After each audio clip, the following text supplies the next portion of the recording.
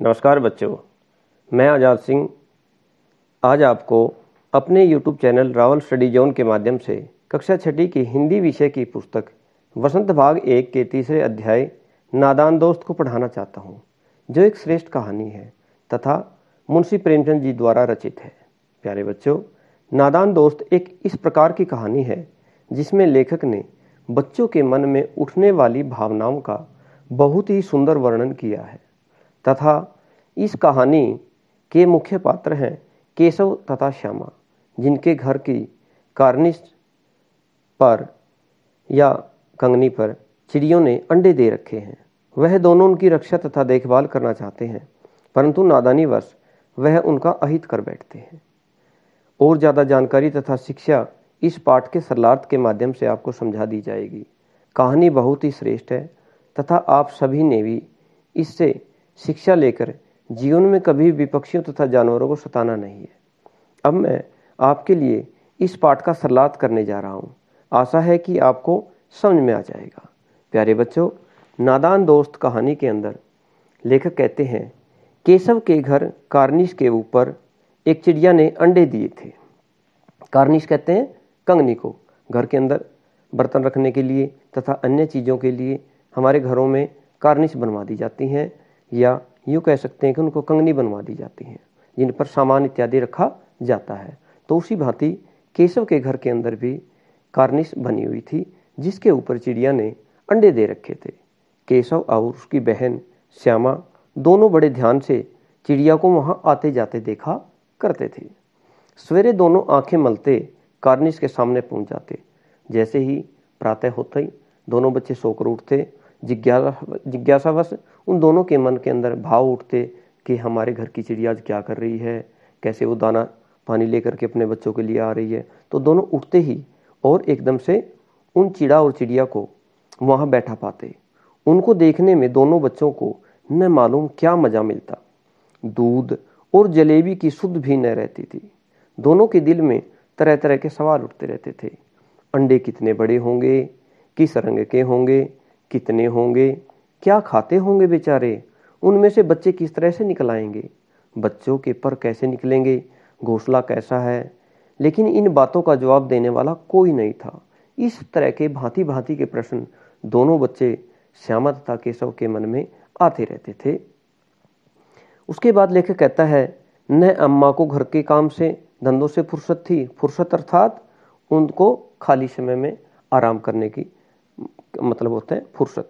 न बाबूजी को पढ़ने लिखने से फुर्सत थी, अर्थात दोनों बच्चों के माता पिता कामकाजी थे। माता गृहिणी थी और पिताजी पढ़ने लिखने के काम में व्यस्त रहते थे।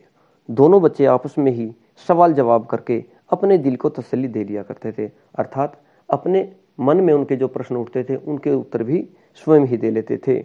श्यामा कहती थी, क्यों भैया, बच्चे निकल कर फुर से उड़ जाएंगे। फुर से मतलब एकदम से। केशव विद्वानों जैसे गर्व से उसकी बात का जवाब दिया करता, नहीं री पगली, पहले पर निकलेंगे, अर्थात पंख। बगैर परों के बेचारे कैसे उड़ेंगे। श्यामा के प्रश्न का जवाब केशव बड़े धैर्य के साथ दिया करता था। श्यामा कहती, बच्चों को क्या खिलाएगी बेचारी। केशव इस पेचीदा सवाल का जवाब कुछ न दे सकता था। इस तरह 3-4 दिन गुजर गए। दोनों बच्चों की जिज्ञासा अभिप्राय बच्चों, जिज्ञासा का अर्थ होता है जानने की इच्छा, जिस दिन बढ़ती जाती थी। अंडों को देखने के लिए वे अधीर हो उठते थे। और अधीर अर्थात बेचैन हो जाते थे बेचारे। उन्होंने अनुमान लगाया कि अब जरूर बच्चे निकल आए होंगे।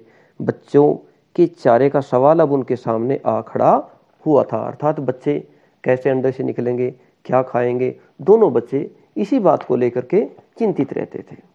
चिड़िया बेचारी इतना दाना कहाँ पाएगी कि सारे बच्चों का पेट भरे। गरीब बच्चे भूख के मारे चूं चूं करके मर जाएंगे। दोनों ही बच्चे इस प्रकार की व्यथा से परेशान रहा करते थे, बेचैन रहा करते थे, चिंतित रहते थे कि किस प्रकार से चिड़िया के बच्चों का गुजर बसर हो रहा होगा। इस मुसीबत का अंदाजा अर्थात अनुमान, मुसीबत अर्थात संकट करके दोनों घबरा उठते थे। दोनों ने फैसला किया कि कार्निश पर थोड़ा सा दाना रख दिया जाए। श्यामा खुश होकर के बोली, तब तो चिड़ियों को चारे के लिए कहीं उड़कर न जाना पड़ेगा ना भैया। केशव ने कहा, नहीं, तब क्यों जाएगी बेचारी, फिर तो यहीं पर बैठ करके वो दाना भी उसको मिलेगा और पानी भी वो पी लिया करेगी। श्यामा कहती है, क्यों भैया, बच्चों को धूप न लगती होगी। तो श्यामा अपने भाई को कहती है कि फिर तो बच्चों को धूप भी सताती होगी। तो उन्होंने दोनों ने ये निश्चय कर लिया था कि अब हम चिड़िया के बच्चों की रक्षा भी करेंगे, सुरक्षा भी करेंगे। उनके दाना पीने की सारी चिंता उन्होंने अपने सर ले ली थी और उसका निवारण करना चाहते थे। केशव का ध्यान इस तकलीफ की तरफ न गया था। तकलीफ अर्थात दुख, कष्ट, समस्या। बोला, जरूर तकलीफ हो रही होगी, बेचारे प्यास के मारे तड़पते होंगे, ऊपर छाया भी तो कोई नहीं है। छाया अर्थात कंगनी के ऊपर किसी प्रकार की छाया भी नहीं थी, धूप आती थी रहती वहां पर। आखिर यही फैसला हुआ कि घोंसले के ऊपर कपड़े की छत बना देनी चाहिए। दोनों बच्चों ने अंत में यह फैसला कर लिया कि वे कपड़े के माध्यम से उनकी छत बना देंगे। पानी की प्याली अर्थात किसी कटोरी में पानी भर करके थोड़े से चावल रख देने का प्रस्ताव भी स्वीकृत हो गया। अर्थात स्वीकृत अर्थात स्वीकार कर लेना। दोनों ने प्रस्ताव, ये विचार अपना पूर्ण कर लिया कि इस प्रकार से हम चिड़िया के बच्चों की रक्षा करेंगे। दोनों बच्चे बड़े चाव से काम करने लगे। श्यामा माँ की आंख बचाकर मटके से चावल निकाल लाई। दोपहर हुई पड़ी थी, माता शायद घर के कामों में व्यस्त थी या सो रही थी।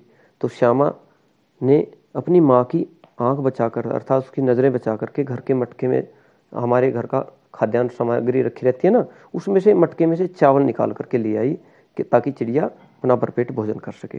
केशव ने पत्थर की प्याली का तेल चुपके से जमीन पर गिरा दिया। एक प्याली रखी हुई थी जिसमें तेल रखा होता था, वह तेल उसने जमीन पर गिरा दिया ताकि उस प्याली में उसको उनके लिए पानी भर कर रख दिया जाए और उसे खूब साफ करके उसमें पानी भरा। अब चांदनी के लिए कपड़ा कहाँ से आए। चांदनी अर्थात जो प्रकाश, जो धूप, जो सनलाइट उन बच्चों के ऊपर आती थी, उसके लिए कपड़े का प्रबंध करना था। फिर ऊपर बगैर छड़ियों के कपड़ा ठहरेगा कैसे और छड़ियाँ खड़ी होंगी कैसे। इस प्रकार की अनेकों उलझनें उनके सामने आती रही और वह अपने बाल मनोभावों के माध्यम से उनका निवारण भी स्वयं ही करते रहे। केशव बड़ी देर तक इसी उधेड़बुन में रहा। उधेड़बुन क्या होती है अर्थात उलझन। आखिरकार उसने यह मुश्किल भी हल कर ही दी। श्यामा से बोला, जाकर कूड़ा फेंकने वाली टोकरी उठा लाओ। अम्मा जी को मत बता दिखाना।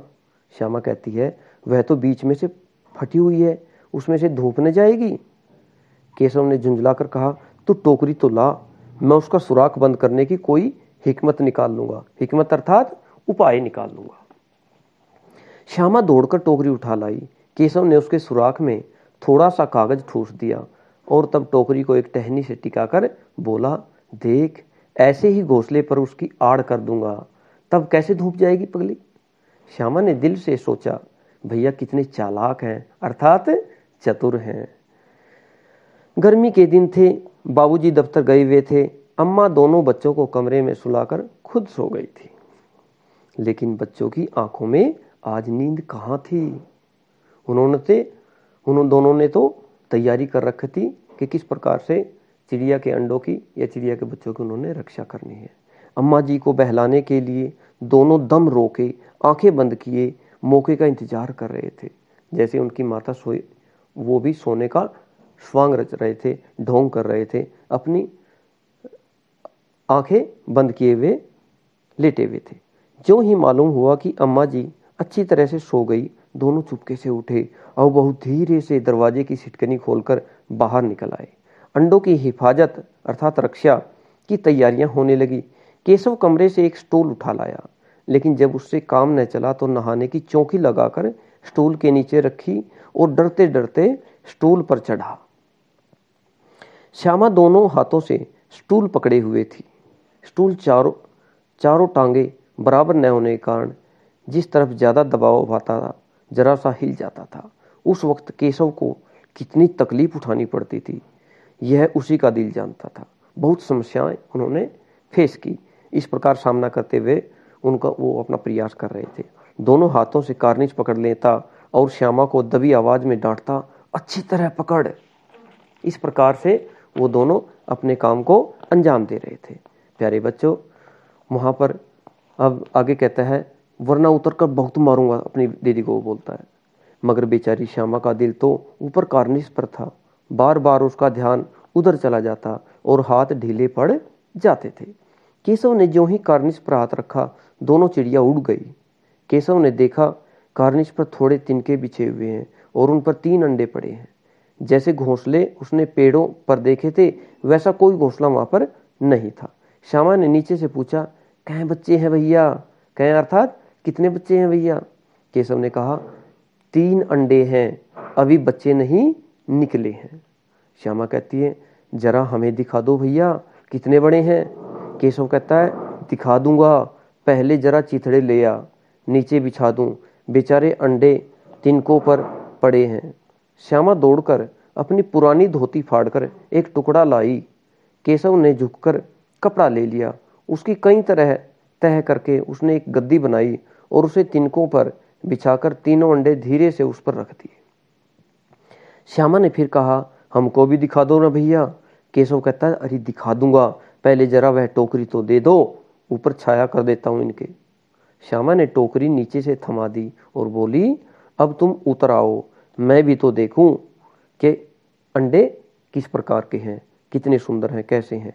केशव ने टोकरी को एक टहनी से टिकाकर कहा, जा दाना और पानी की प्याली ले आ, मैं उतर आऊं तो तुझे दिखा दूंगा। श्यामा प्याली और चावल भी ले आई। केशव ने टोकरी के नीचे दोनों चीजें रख दी और आहिस्ता उतर आया। आहिस्ता अर्थात धीरे धीरे से ऊपर से नीचे उतर आया। श्यामा ने गिड़गिड़ाकर कहा, गिड़गिड़ाना अर्थात विनती करते हुए, निवेदन करते हुए अपने भाई को कहा कि भैया प्लीज मुझे भी दिखा दो ना। लेकिन केशव के मन में पता नहीं क्या बात थी कि उसने श्यामा को डांट डपट दिया।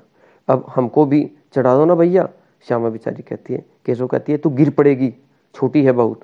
श्यामा कहती है, नहीं गिरूंगी भैया, तुम नीचे से पकड़े रहना। केशव कहता है, न न भैया न, कहीं तू गिरा गई पड़ी तो अम्मा जी मेरी चटनी ही कर डालेंगे, अर्थात मुझे बहुत मारेंगी, कहेंगी कि तूने ही चढ़ाया था। क्या करेगी देखकर, अब बड़े बड़े आराम से हैं, अब अंडे बड़े आराम से हैं, जब बच्चे निकलेंगे तो उनको पालेंगे। दोनों चिड़िया बार बार कार्निश पर आती थी और बगैर बैठे ही उड़ जाती थी। अब उन बेचारे दोनों बच्चों को शायद पता नहीं था कि आपसे क्या गलती हो गई है। प्यारे बच्चों, यहाँ पर मैं आपको बतलाना चाहता हूँ कि जब कोई चिड़िया के बच्चों के अंडों को छू देता है तो उसके बाद जीव जंतु या जंगली जानवर या पक्षी जो है उन अपने अंडों को सेते नहीं है, अर्थात वो उनके लिए बेकार हो जाते हैं। इसलिए हमें जीवन में जो गलती केशव और श्यामा ने की, वैसी गलती जीवन में कभी भी नहीं करनी है। आगे लेखक कहते हैं, केशव ने सोचा हम लोगों के डर से नहीं बैठती वहां पर, वो स्टूल उठाकर कमरे में रखाया, चौकी जहां की थी वहां रख दी। श्यामा ने आंखों में आंसू भरकर कहा, तुमने मुझे नहीं दिखाया, मैं अम्मा जी से कह दूंगी। केशव कहता है, अम्मा जी से कहेगी तो बहुत मारूंगा, कह देता हूँ। श्यामा, तो तुमने मुझे दिखाया क्यों नहीं? दोनों बच्चे आपस में लड़ने लगे। केशव कहता है, और गिर पड़ती तो 4 सर न हो जाते तेरे, अर्थात तेरा सर फट जाता, तुझे चोट लग जाती। श्यामा कहती है, हो जाते तो हो जाते, देख लेना, मैं कह दूंगी। इतने में कोठरी का दरवाजा खुला और माँ ने धूप से आंखों को बचाते हुए कहा, तुम दोनों बाहर कब निकल आए? मैंने कहा न था कि दोपहर को न निकलना। किसने किवाड़ खोला? किवाड़ अर्थात दरवाजा खोला। किवाड़ केशव ने खोला था, लेकिन श्यामा ने माँ से यह बात नहीं कही। उसे डर लगा कि भैया पिट जाएंगे। केशव दिल में कांप रहा था कि कहीं श्यामा कह न दे।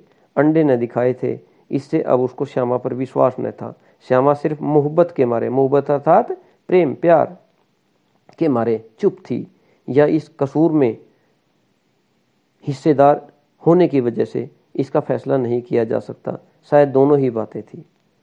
माँ ने दोनों को डांट डपट कर फिर अपने कमरे में बंद कर दिया और अब धीरे धीरे उन्हें पंखा झलने लगी। अभी सिर्फ 2 बजे थे, बाहर तेज लू चल रही थी। अब दोनों बच्चों की नींद आ गई थी। 4 बजे यकायक अर्थात अचानक श्यामा की नींद खुली। किवाड़ खुले हुए थे। वह दौड़ी हुई कार्निश के पास आई और ऊपर की तरफ ताकने लगी, अर्थात देखने लगी। टोकरी का पता नहीं था।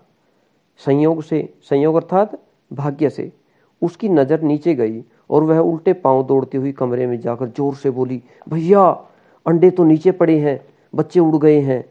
केशव घबरा कर उठा और दौड़ा हुआ बाहर आया तो क्या देखता है कि 3 अंडे नीचे टूटे पड़े हैं और उनसे कोई चूने की सी चीज बाहर निकल आई है। पानी की प्याली भी एक तरफ टूटी पड़ी हुई है। उसके चेहरे का रंग उड़ गया। सहमी हुई आंखों से, सहमी अर्थात डरी हुई आंखों से जमीन की तरफ देखने लगा। बहुत भयभीत हो गया, डर गया कि पता नहीं अंडे हमारे कारण फूटे हैं, क्या हुआ। दोनों बच्चे बहुत ही सहम गए थे। श्यामा ने पूछा, बच्चे कहाँ उड़ गए भैया? केशव ने करुण स्वर में कहा, अंडे तो फूट गए। करुण अर्थात दया भाव के साथ कहा कि अरे अंडे तो फूट गए हैं। श्यामा कहती है, और बच्चे कहाँ गए? केशव, तेरे सर में देखती नहीं, अंडों में से उजला उजला पानी निकल आया है। वही तो 2-4 दिनों में बच्चे बन जाते।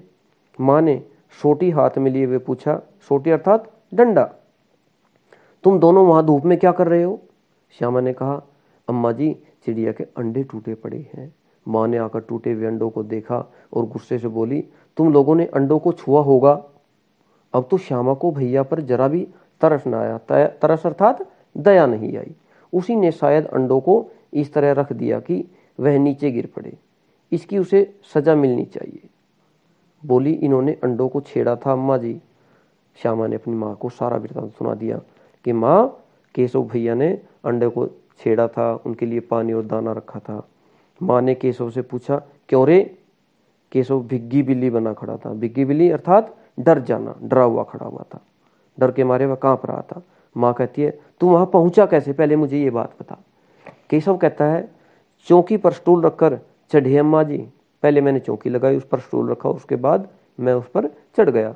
केशव कहता है, तू स्टूल थामे नहीं खड़ी थी? श्यामा कहती है, तुम्हीनों ने कहा था माँ, तू इतना बड़ा हुआ। माँ कहती है, तू इतना बड़ा हुआ, तुझे अभी इतना भी मालूम नहीं कि छूने से चिड़ियों के अंडे गंदे हो जाते हैं, चिड़िया फिर उन्हें नहीं सेती। श्यामा ने डरते डरते पूछा, तो क्या चिड़िया ने अंडे गिरा दिए हैं अम्मा जी? माँ कहती है, और क्या करती बेचारी, केशव के सिर इसका पाप पड़ेगा।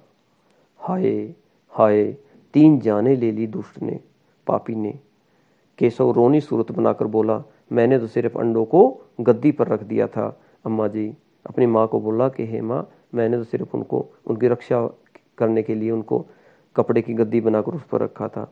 माँ को हंसी आ जाती है, मगर केशव को कई दिनों तक अपनी गलती पर अफसोस होता है। अफसोस अर्थात पछतावा रहा। अंडों की हिफाजत अर्थात रक्षा करने के जोग अर्थात प्रयत्न में उसने उनका सत्यानाश कर डाला। इसे याद कर वह कभी कभी रो पड़ता था। दोनों चिड़िया वहां फिर कभी न दिखाई दी। इस प्रकार से हमारे लेखक मुंशी प्रेमचंद जी ने दोनों बच्चों के माध्यम से हमें, सारे संसार के बच्चों को यह सिखाने की कोशिश की है कि हमें कभी भी पक्षियों के अंडों को अपने हाथों से छेड़ना नहीं चाहिए। जो गलती केशव और श्यामा ने की, वो बच्चों आपने जीवन में गलती कभी भी नहीं करनी है। इस प्रकार से यह पाठ संपूर्ण होता है। आशा करता हूँ आपको इसका सरलार्थ समझ में आया होगा। इसके बाद इस पाठ के प्रश्नोत्तर तथा सक्षम आधारित प्रश्नोत्तर हम सेकंड वीडियो के माध्यम से आप तक पहुंचाने का प्रयास करेंगे। आशा है आपको सरलार्थ समझ में आया होगा। आप सभी का बहुत बहुत धन्यवाद। प्यारे बच्चों, खुश रहो।